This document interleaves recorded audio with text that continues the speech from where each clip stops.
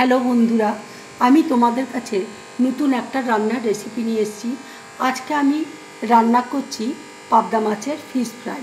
পাবদা মাছের fish fry করতে আমার কী লাগছে দেখো, তোমাদেরকে দেখিয়ে দিচ্ছি। এখানে দেখো পাবদা মাছ নিয়েছি। পাবদা মাছকে দেখো এইভাবে চিড়ে দিয়েছি আমি।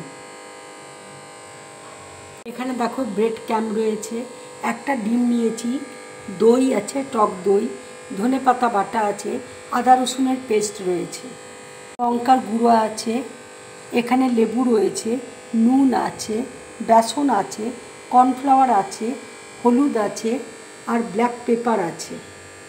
এবার দেখো মাছের মধ্যে আমি টক দই দেখো দিয়ে দিচ্ছি, একটা ডিম দেখো ফাটিয়ে দিচ্ছি,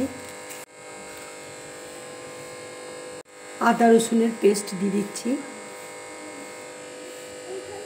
ধনেপাতা বাটা দিয়ে দিচ্ছি, লঙ্কা গুঁড়ো দিয়ে দিচ্ছি, ব্ল্যাক পেপার দিয়ে দিচ্ছি, হলুদ দিয়ে দিচ্ছি, কর্নফ্লাওয়ার দিয়ে দিচ্ছি, বেসন দিয়ে দিচ্ছি,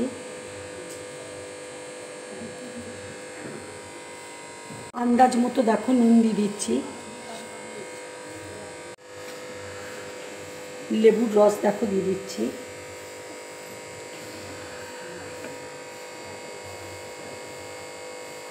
দেখো সব একসাথে আমি মাখিয়ে নিচ্ছি।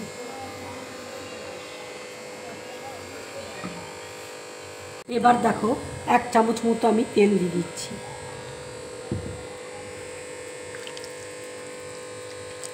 দেখো ম্যারিনেট করা আমার হয়ে গেছে। এটা আমি 20 মিনিটের জন্য ঢাকা দিয়ে রেখে দেবো। দেখো 20 মিনিট হয়ে গেছে। এবার আমি মাছটা দেখো এবার ব্রেড ক্যামের মধ্যে দিয়ে দিচ্ছি।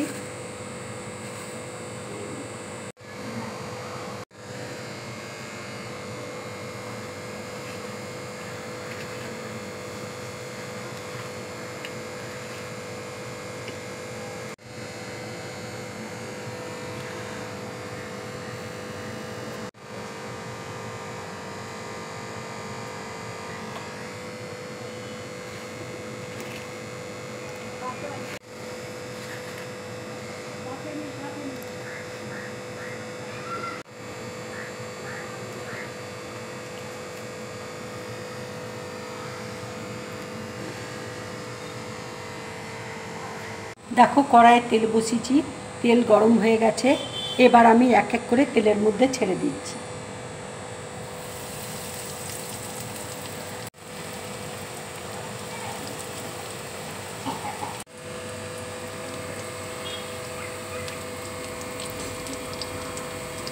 মাছের দেখো ফিশ ফ্রাইগুলো হয়ে গেছে।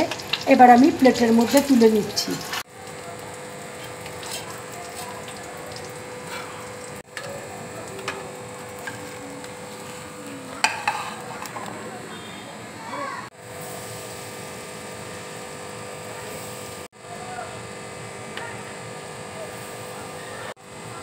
ভাজাটা তোমরা মিডিয়াম ফ্লেমে ভাজবে, তাহলে ভাজাটা খুব ভালো হবে, ভেতরে কাঁচা থাকবে না।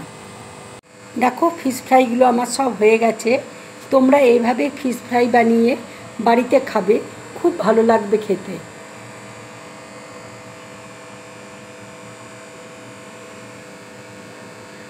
খেতে দারুণ হয়েছে। বন্ধুরা, আমার এই রেসিপিটা যদি তোমাদের ভালো লাগে তাহলে লাইক করবে, শেয়ার করবে আর ডিম ব্লগ চ্যানেলটাকে সাবস্ক্রাইব করবে। তোমরা বেশি করে কমেন্ট করবে, তাহলে আমার খুব ভালো লাগবে। নমস্কার।